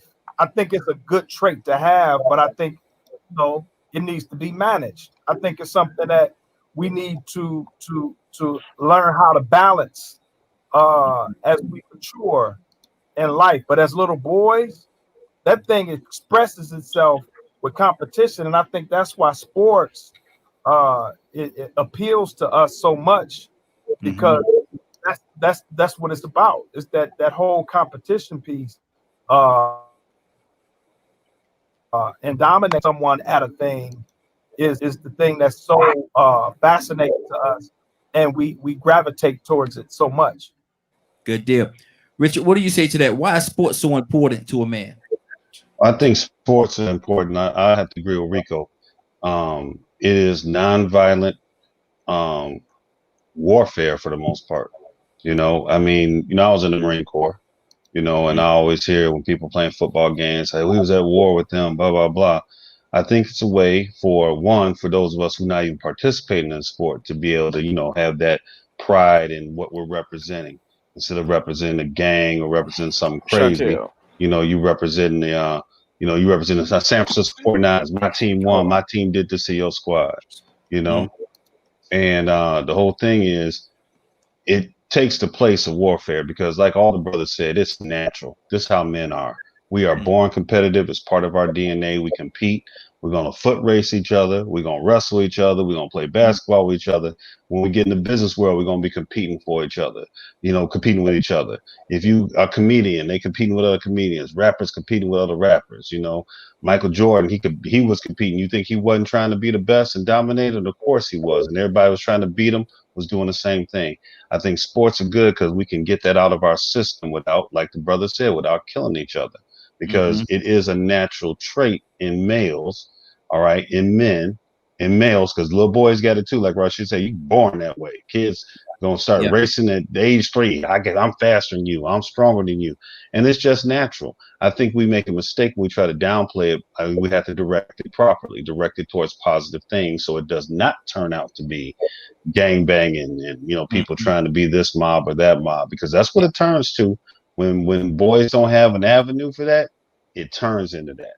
So I think sports is one of the best avenues for it to be, so it doesn't turn to the other things. But can it be unhealthy? Can it be dangerous? Could it be well, I think it's like with anything, there's the Bible teaches us moderation and limits in all things. Some people can become obsessed, and pervert that natural competition to something that become like gamblers, people that gamble all the time. It can become perverted, so it's like with anything there, God gives us all these things, the good things. We can pervert them when they become consuming, and when they become more than just, natural, when it becomes an obsession, or when it becomes something that is making you do some dumb things, illegal things, like people who bet on games, they're betting because, I got to bet. And, it can get real dangerous. So I think it's like with all things need limits. Nothing is unlimited. Nothing is unlimited. And we know gluttony in anything, when you do something too much and obsess on it, it becomes bad and becomes hurtful. Exactly. Let me go to, I think we have Cornelius. Cornelius, how you doing, sir? Good, man. Just had a chance to just chime in for a little bit. Hey, good to have you, brother. Good to have you. We're asking the question, man, why is sports so important to men? Oh, you right up my alley on that one. Yeah, man. It's very important, man. We as men, from what little bit I did catch, I came in right when Rashid was finishing his. And what I was just saying, what the brother was just saying, man, it is so true. It curbs a natural competitiveness in all of us. My father put me in when I was a baby, 3, 4 years old. He bought me one of my first Christmas presents was a football uniform, a helmet and the pads and everything. He put me up on football, but I ended up enjoying basketball more than I enjoyed football. So, and I even played football, but my main sport was bowling. Like I always told on the show many times, and I had a very competitive nature when it comes down to bowling. So in that, sports was one of those things. And then when you out there hooping on the blacktop, you have a competitive nature against one another as men and different things like that. So sports is like a thing, but like the brother has said, it becomes dangerous when you begin to put it before God. And I've actually heard brothers tell me when football season kicks off, you ain't gonna catch me in church because I got to be in front of my TV watching football. So and I'll be looking at it like, wow, but I understand because I was there. Cornelius, let me ask you a question. In my life. Let me ask you this question, Cornelius. Can sports consume too much of your time? Yes, it can. Yes, it can. It can consume a lot of your time. If you're not, you could just indulge in it too much, then it becomes addiction. Because it becomes all about, like people, like for example, even within our sports to talk about, that's why you got so many guys playing 2K basketball and football. They love competitive, so they get in those video games and they play it, and it makes it feel like they're part of it. You know what I'm saying? And they're in it, and it consumes them. And you could be on that thing for years, for hours on end, and not realize that. And I had to break that at one point in time, because one time I got it back in, I think it was 94, 2K Live. I was playing, I'm going to try this little video game for a minute. And man, next thing I know, I'm playing game after game after game. Next thing I know, I was on that bad boy for 5 hours. God, oh my. And I said, never again, man. I put that there. I never played another video game again in my life, man. So it will consume your time. Yeah. 5 hours? Yeah, it'll get you down. Yeah, man, I was on that thing for 5 hours, man. Man. Because I was getting better. That's my first time getting at it, and I'm shooting the ball and missing. Next thing I know, I'm playing game on game because I'm starting to learn the joysticks and all that stuff. I'm getting it. Then finally, I started getting better with it. So I started getting more into it because I was learning the game. And once I started learning it, then I felt more better and more in my competitive nature kicked up even more. And before I can blink, man, I was on there for a long time, man. So yeah, it'll get you if you ain't careful. Exactly. Yeah. Bishop, let me come to you, Bishop. What do you say to that, man? Why is sports so important to a man, Bishop? Why is sports so important to us? Hey, man, I cannot say anything greater than what those fellas have said. The competitive nature that's within us. And it's just something that we enjoy. I love sports. But I'll tell you what, I won't put no sports above God. But what I want to do, if it's all right with you, is my man, Leonard E.F. Hutton Jones on the line. So I sure would love to hear his perspective. Well, he's here. He stepped away just for a second. He's still here, but he's not on camera right now. You know what I would say about Leonard, man? That's my E.F. Hutton. When he speak, everybody listen. Ain't nobody listening to Leonard. Ain't nobody listening to Leonard. Hey. No, that's my dude there, man. Leonard, good people, man. Carlos. Hey, y'all know how good it feels when you win, though. Come on, when Rico. You win is something, or when you succeed or something. What now? Man, hold on. What's your team? You with the Falcons, ain't you? Which football team I'm with? Yeah, who you with? I don't know who for Alabama playing with. No, who your pro team? Whoever Derrick Henry playing with, whoever Julio Jones playing with, whoever anybody with the Roll Tide playing with, that's who I like. Oh, no, you ain't got no team. Okay, you one of them kind of fellas. Okay. Okay. No kind. I just, you know what I'm saying? I pick them every year as I go. I think this team gonna win it this year, and I go with them. Okay. I don't put my faith in no team, but I get mad. I don't like to do that no more. I used to be a Cowboy fan. I stopped. Yeah, well, you was wise in doing that. You know what I try to do? I try to pick the winner. That's why I say, you know how good it feels when you win. I like to start at the beginning of the year and say who I think gonna win it. And when they win, I feel like I did a good thing. I know football. Oh Lord Jesus! Look here. Well, but you kind of like Raheem with that. Raheem does that. I don't know about that. Look here. Raheem does that.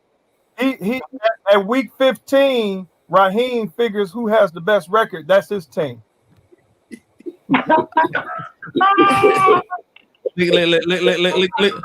at Don over. Look at Don over there. Look at Don. Hey, Don, let me come to you, brother, because you laughing too hard. Hey, not only is that his team, but that's where he was raised. He's all of a sudden from that town. But see, the only thing about it, I can never say I'm from Detroit, but they'll never win. Hey, see? Man, he went from being from Pittsburgh to being from Carolina. I can never say I'm from Detroit. I can never say it. I've never said I'm from Detroit. Never have I said that. Hey man, we ain't about to be friends no more. You keep growing there, man. Hey, and number one truth, and I like to tell it. And number one truth, and I like to tell it. Donald, why do men love sports so much? I don't know. We train. We got to do something. We can't wash no dishes, so we got to do something. Man. Hey, look. But check this out now. You say that. You know, I hadn't watched the game in since to win the Super. Huh? My blood pressure. So I don't even get involved, man. So you haven't watched the game since the Saints won the Super Bowl? I don't want to watch it. That was I'm a Saints fan. How long are you trying to say? But it's one victory. Hey, all my life. I've been a Saints fan all my life, and we finally won. So I might as well stop watching. That was about 20 years ago they won it. Okay. I'll leave that. It was a pity game because Katrina had tore it up, so they let him win the Super Bowl. Yeah, let him. Exactly, let him. I mean, I'm glad you realized that. And Mary, why do men love sports so much? What do you say to that? What you think about that? is quite short. I've never been a man, so I There you cannot go. There you answer. go. I can take that ounce and I can run with that. I can take that ounce and I can run with it. Why do we become so competitive? Team, we love the sports. We love the activity of the sport. But why do we have to be so competitive? My team is better than your team. Your team ain't this, and your team get. Why do we get so competitive with this thing? To the point, in some sports, people will fight over sports. We tend to lose sight of reality sometimes. Everybody wants to be on the side of a winner. Everyone wants to be a part of a winning team, winning organization, winning whatever. And it's a part of that competitive nature that we have and that desire that we have to dominate. So even if you're associated, like if you're from the city of the team that wins the championship, it makes you feel like you're a part of that team because you live in that city. If But you you have ain't through rooted now for that pass. team, You ain't through now if pass, ain't shot now basket, ain't hit now baseball. You ain't done nothing. You just watched. You frozen? I think she frozen on me over there. Don? dialogue you have back and forth with your competitors. So when you're bragging and you're saying my team is better than your team, then you personalize it. So now you have those bragging rights, and if you're part of that fan base, then it makes you feel like you're a part of that team. Okay. And now that what do you think? What's your take on that, man? Why do we become so competitive, man? To the point where we'll fight somebody. Huh? Rico, you there? Oh, you was back to me? Okay, I didn't know you were back to me. Go ahead. What you say? Why do we get so competitive with this thing to the point where we'll fight somebody, man, if they talk bad about our team or our team lose?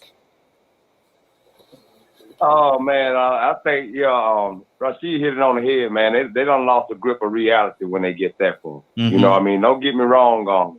Your blood pressure might go up in the excitement of, you know what I'm saying, the last 5 seconds of the game, and it's, 4th and 1 on the goal line. You know, it might get a little, your adrenaline might get going or whatever, but I believe that excitement and that adrenaline from the endorphin, oh man, it's just wild. Just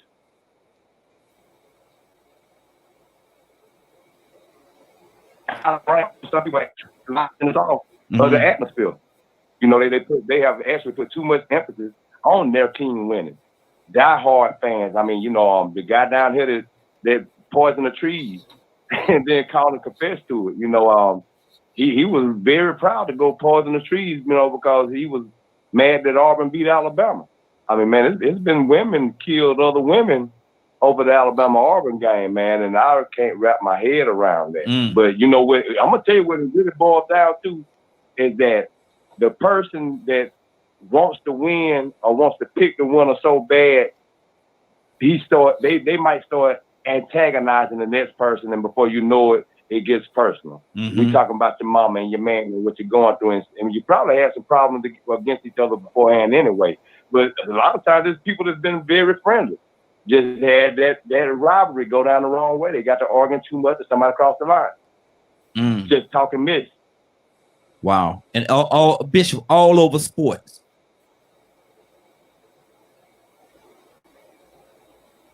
Bishop, wake up. Yeah, all over sports. All over sports. Does it make sense? I'm a sports enthusiast. Does it make sense? I played football. Does it make sense?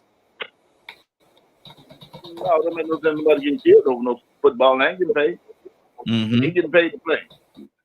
If somebody give me a couple of $1 million, I'd be happy.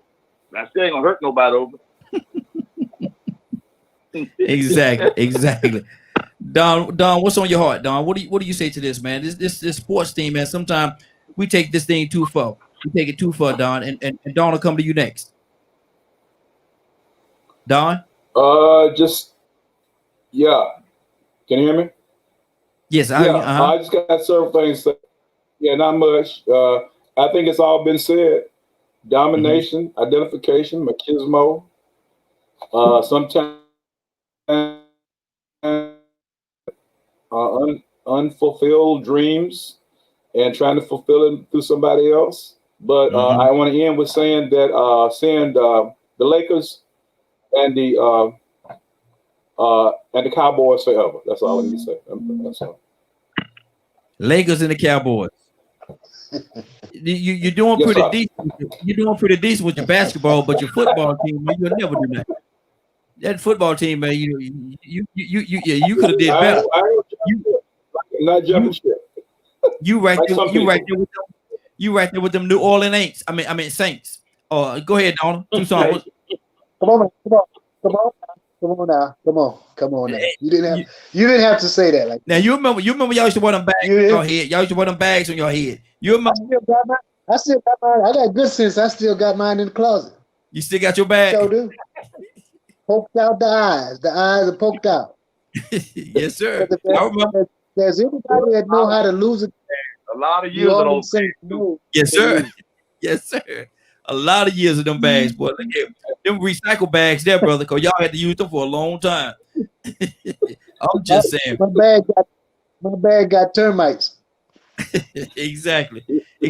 And look at here, y'all. It's 52. I'm going to go around right now, give everybody an opportunity to say. Anybody have anything else they want to say about the sports? I think we done covered that one pretty good. Let me say this about sports. Hold on. Go ahead, Sheeta. Who else is that want to say something? that was me. Okay, go ahead, Sheet. Man, COVID hit and it tore up the sports world. Yes, it did. And I think it was a blessing for me because I was losing sight of reality myself, especially considering that all of my teams sucked.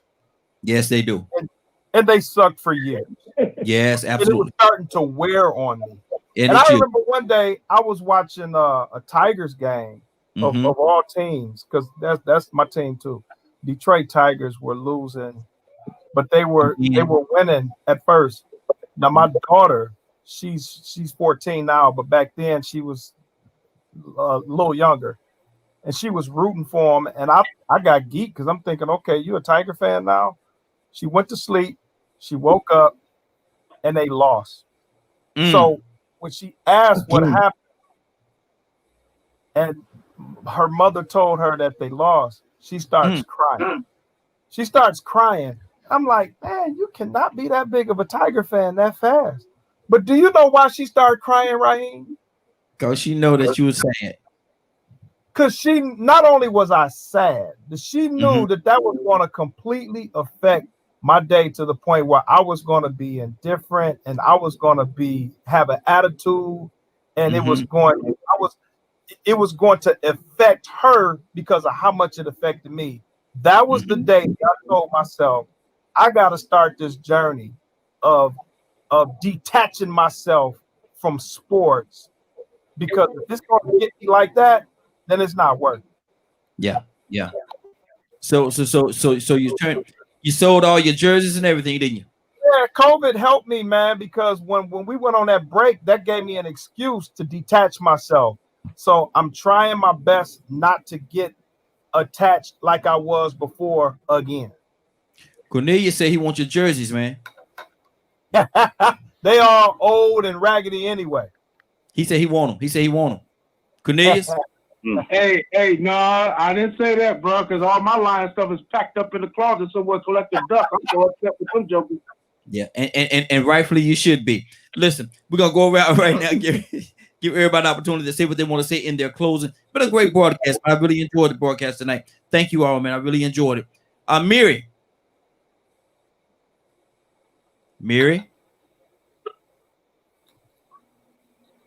Mary, wake up and go to sleep. Wake up and go to sleep.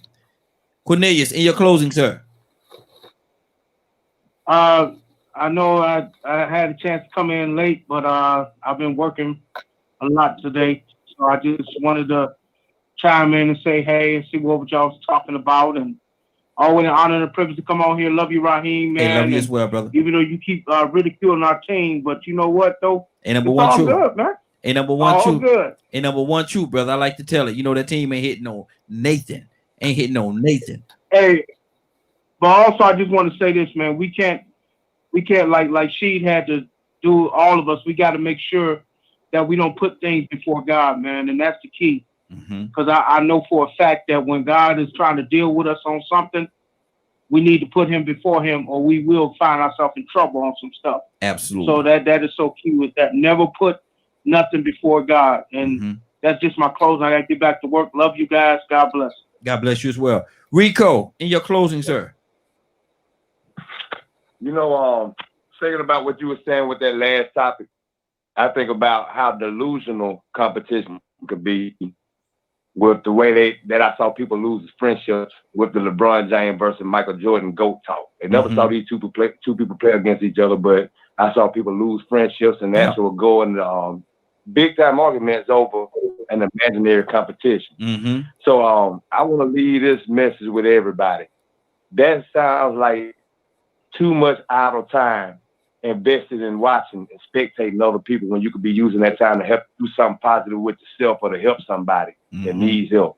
Exactly. So that might be something that we need to focus on, because that can become an illness when you don't spend quality time doing something worthwhile that can have an impact or that is, you know, just worthy or have some kind of value to it besides sitting around getting involved in rooting and cheerleading for other men and imagining them having a competition. I'm gonna tell you something. I guarantee you. I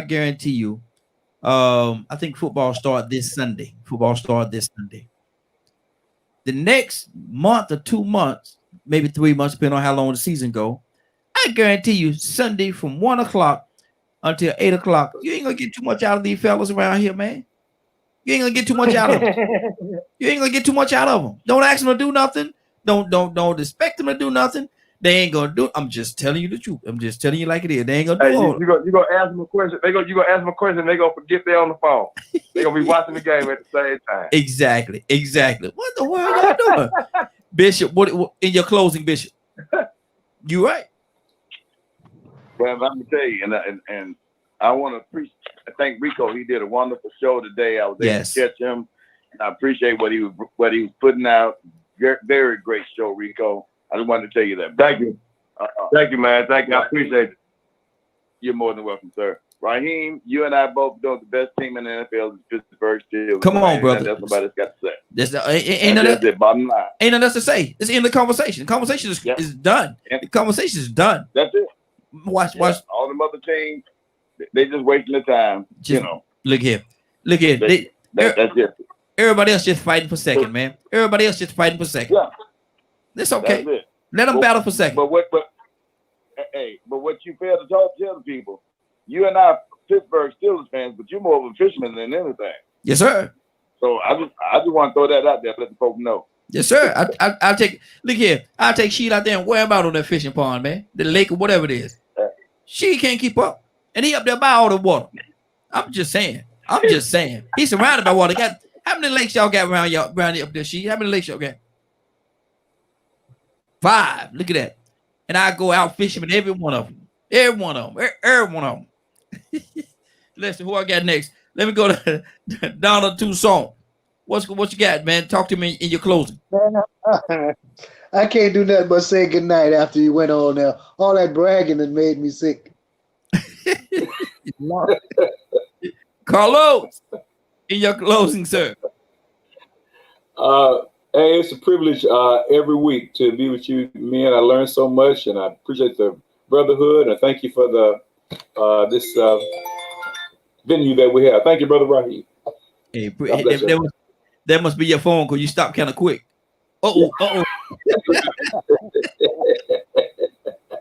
That was.